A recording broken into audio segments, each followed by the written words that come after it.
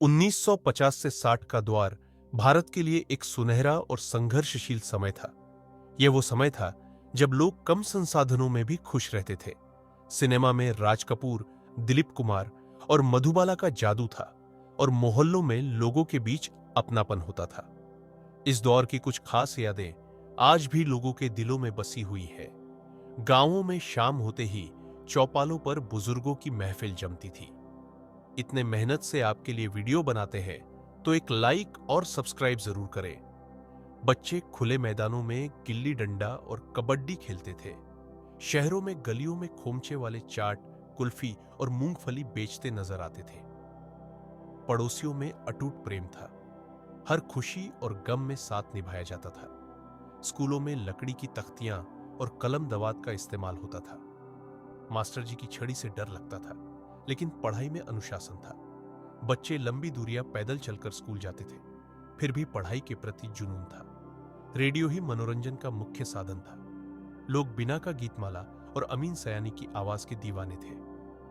रामायण और महाभारत की कहानियां परिवार के बुजुर्ग सुनाते थे।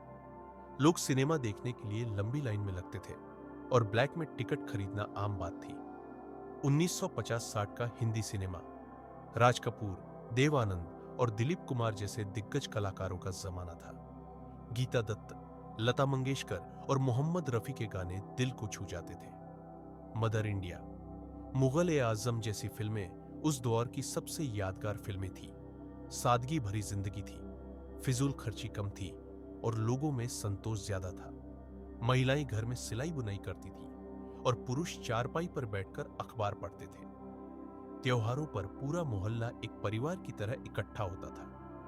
भारत अभी नया नया आजाद हुआ था और देश का निर्माण तेजी से हो रहा था। जवाहरलाल नेहरू का पंचवर्षीय योजना पर जोर था और हरित क्रांति की शुरुआत हो चुकी थी। दूध वाला रोज घर आकर दूध दे जाता था और लोग मिट्टी के चूल्हे पर रोटी सेकते थे।